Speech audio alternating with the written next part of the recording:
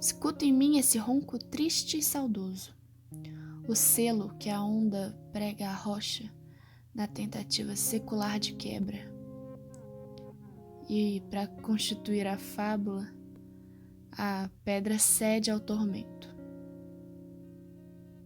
A saliva chorosa de todos os homens vivos que um dia foram tristes bate numa luta sem fim de impulsos e lambe os pés daqueles que buscam afogar as mágoas. Repercutem no mar todas as lástimas e o esplêndido ronco rouba os cânticos dos maus amados. A lua, casta, cândida, sofrida, troca beijos molhados de solidão com a superfície do mar. Todos os ódios são paridos na espuma salgada.